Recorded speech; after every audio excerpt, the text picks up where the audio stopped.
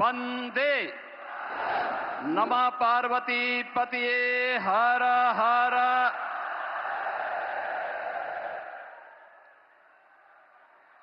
Noida international airport के आज के इस भव्य उद्घाटन कार्यक्रम में जिनके मार्गदर्शन और नेतृत्व में नए भारत का हम सब दर्शन कर रहे हैं, दुनिया के सबसे लोकप्रिय राजनेता, भारत के अत्यंत यशस्वी प्रधानमंत्री आदरणीय श्री नरेंद्र मोदी जी, प्रदेश की माननीय राज्यपाल आदरणीय श्रीमती आनंदीबेन पटेल जी, केंद्रीय नागरिक उड्डयन मंत्री श्री के राम मोहन नायडू जी, केंद्रीय मंत्री और भारतीय जनता पार्टी के प्रदेश के अध्यक्ष माननीय पंकज चौधरी जी, उत्तर प्रदेश सरकार में मंत्रिमंडल के मेरे सहयोगी उप मुख्यमंत्री श्री केशव प्रसाद मौर्य जी, श्री ब्रजेश पाठक जी, श्री नंद गोपाल गुप्ता नंदी जी, श्री ब्रजेश सिंह जी, माननीय सांसद डॉक्टर महेश शर्मा जी, माननीय सांसद सुरेंद्र सिंह नागर जी, माननीय विधायकगण श्री धीरेन्द्र सिंह जी, पंकज सिंह जी, तेजपाल नागर जी, सभी माननीय जनप्रतिनिधिगण, भारी संख्या में आज के इस कार्यक्रम का साक्षी बन रहे सभी उपस्थित बहन और भाइयों, मैं सबसे पहले आदरणीय प्रधानमंत्री जी का इस भव्य और गरिमामयी समारोह में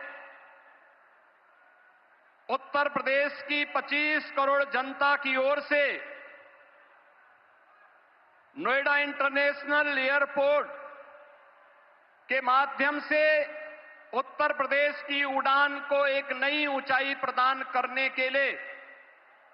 हृदय से स्वागत करता हूं, अभिनंदन करता हूं। बहनों और भाइयों, आज का अवसर आदरणीय प्रधानमंत्री जी के प्रति आभार व्यक्त करने और उनके प्रति कृतज्ञता ज्ञापित करने का भी एक अवसर हम सबके सामने है। आपने देखा होगा, कल ही रामनवमी के पावन अवसर पर पूरे देश के अंदर उत्सव और उत्साह का माहौल था। पूरी दुनिया में वर्तमान में अव्यवस्था है, अराजकता का सा माहौल है, संशय की सी स्थिति है और पूरी दुनिया के अंदर पेट्रोलियम उत्पादों के दाम आसमान छूते हुए दिखाई दे रहे हैं। लेकिन अपने दूरदर्शी सोच, सब कुछ भारत के लिए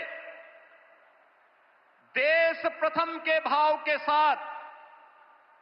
पिछले 11-12 वर्षों से आदरणीय प्रधानमंत्री जी के नेतृत्व में जो कार्य योजना नए भारत की बनी है,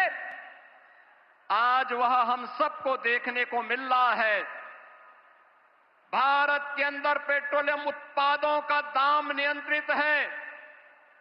उसकी आपूर्ति स्मूथ बनाई गई है। उस पूरी व्यवस्था में अमेरिका जैसे दुनिया के विकसित देशों में भी, जहां पेट्रोलियम उत्पादों के दाम आसमान छूते हुए दिखाई दे रहे हैं, भारत के पड़ोस में जितने भी देश हैं, उनमें न केवल पेट्रोलियम पदार्थों के दाम आसमान छू रहे हैं, बल्कि उसका अत्यंत अभाव है। वहां पे अव्यवस्था का माहौल है। उन्हें अपने कार्य की अवधि को कम करना पड़ रहा है, उत्पादन को रोकना पड़ा है, पब्लिक में कोटा सिस्टम लागू करना पड़ा है।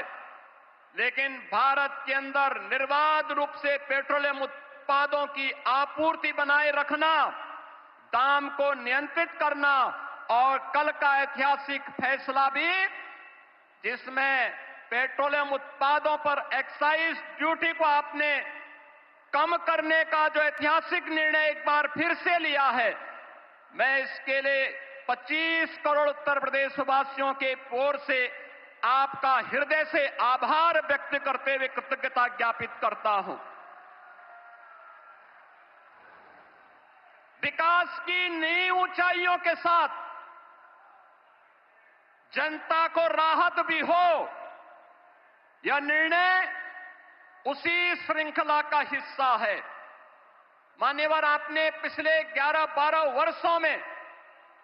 नए भारत को प्रत्येक क्षेत्र में जो विकसित भारत की दिशा में अग्रसर करने के लिए कदम बढ़ाए हैं, आज वह हमें हर एक सेक्टर में देखने को मिल रहे हैं। ये नोएडा इंटरनेशनल एयरपोर्ट इसी श्रृंखला का हिस्सा है। आज आपके कर कमलों से इस नव निर्माण की इस नई इकाई का लोकार्पण होने जा रहा है और यह नवसृजन उत्तर प्रदेश को ग्लोबल एविएशन के मैप पर एक नए सिरे से प्रस्तुत करने का कार्य कर रहा है। बहन और भाइयों, आदरणीय प्रधानमंत्री जी का विजन है। कांग्रेस और समाजवादी पार्टी जैसे दलों ने जिस देश को और जिस प्रदेश को देश के अंदर अपने नकारेपन के कारण डेवलपमेंट के एक बॉटल नेक के रूप में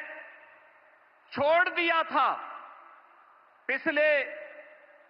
2002 से लेकर के 2017 तक लगातार उत्तर प्रदेश ने उस जलालत झेली है, उस प्रकार की अराजकता का शिकार रहा है, उस प्रकार की व्यवस्था का शिकार बना है। लेकिन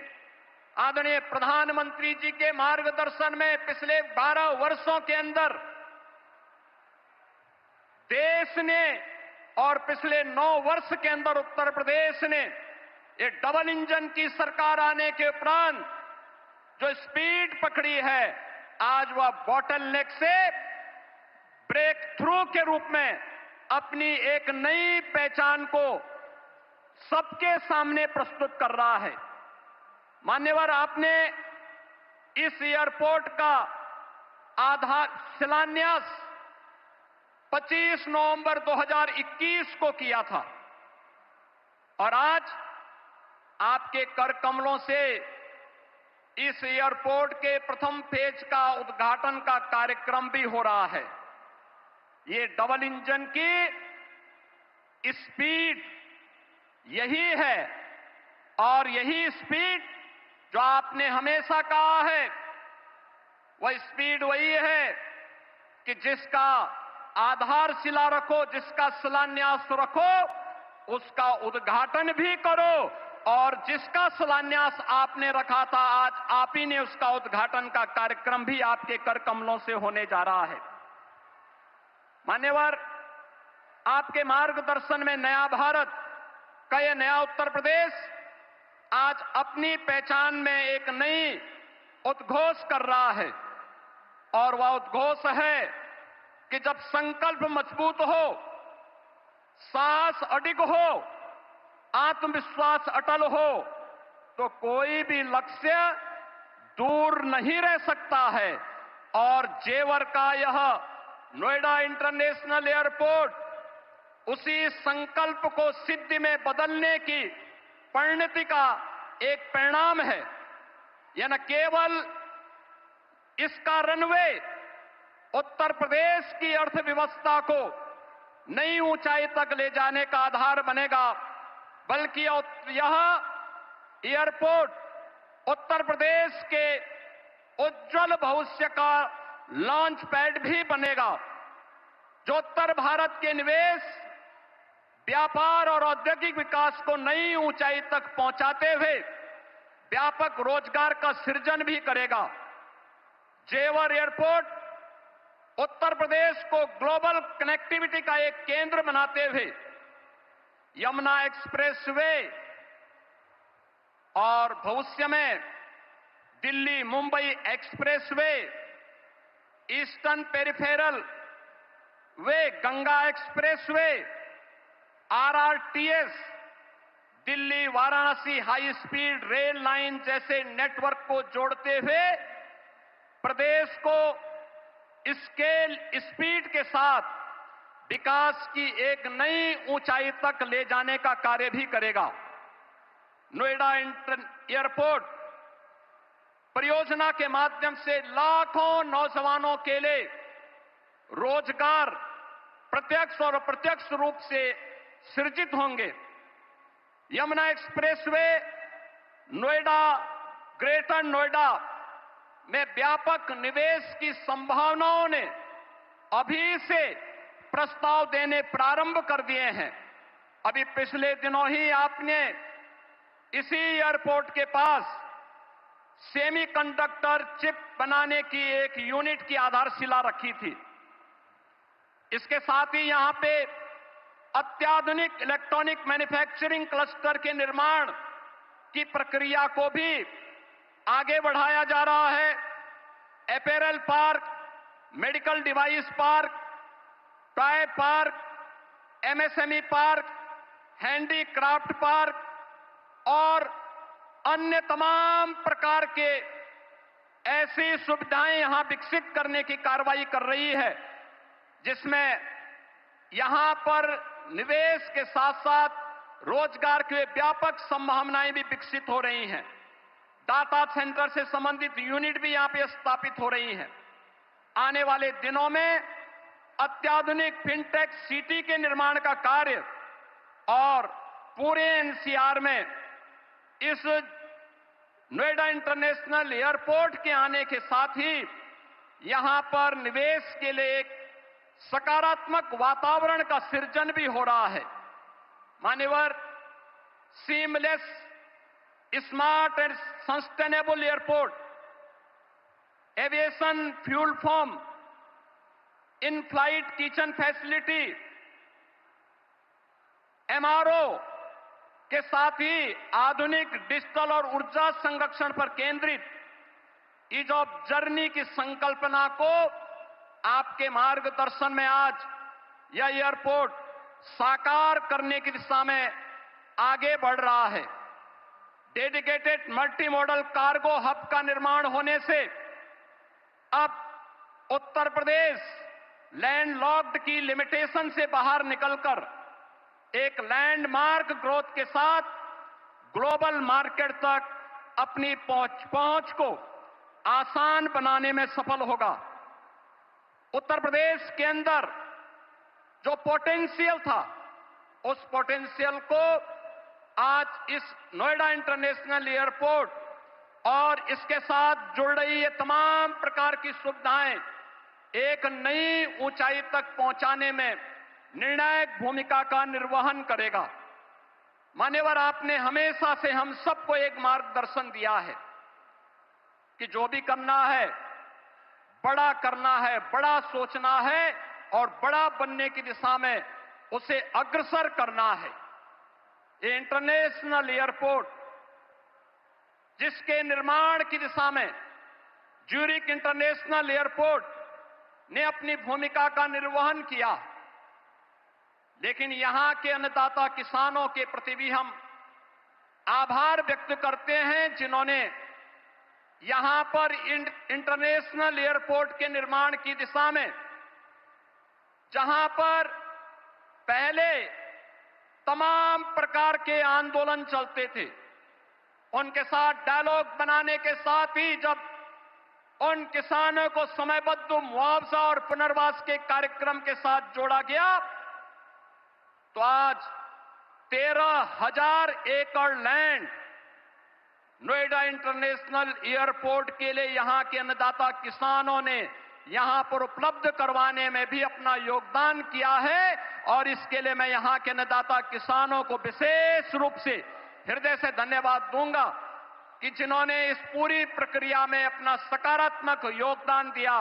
और यहां के जनप्रतिनिधियों के साथ मिलकर के विकास के इस कार्यक्रम को आगे बढ़ाया है। मान्यवर, आपने विकसित भारत की जो संकल्पना पूरे देशवासियों को दी है, उस संकल्पना के साथ आत्मनिर्भर भारत, आत्मनिर्भर उत्तर प्रदेश, विकसित भारत, विकसित उत्तर प्रदेश के लिए इस प्रकार का इंफ्रास्ट्रक्चर ये आज की आवश्यकता है। और उस आवश्यकता के अनुरूप वह बड़ा करने के लिए अभी इसमें एक रनवे प्रारंभ हो रहा है। रनवे प्रारंभ होने के कुछ वर्षों के साथ ही दूसरा रनवे इसके साथ आएगा और इस प्रकार से 5 रनवे इस एयरपोर्ट के साथ जुड़ेंगे। तो यह अपने आप में एक बड़े और विकसित एयरपोर्ट के रूप में, ग्लोबल एयरपोर्ट के रूप में अपने आप को स्थापित करने में सफल होगा। एक बार फिर से मैं आदरणीय प्रधानमंत्री जी का विरासत और विकास की इस कर्मभूमि पर, विरासत और विकास की उनकी स्वयं की कर्मभूमि पर उत्तर प्रदेश वासियों की ओर से हृदय से स्वागत करता हूं, अभिनंदन करता हूं। माननीय राज्यपाल महोदय, केंद्रीय नागर विमानन मंत्री और अन्य सभी गणमान्य अतिथियों का हृदय से स्वागत और अभिनंदन करते हुए अपनी वाणी को देता हूं विराम। जय जय श्री राम।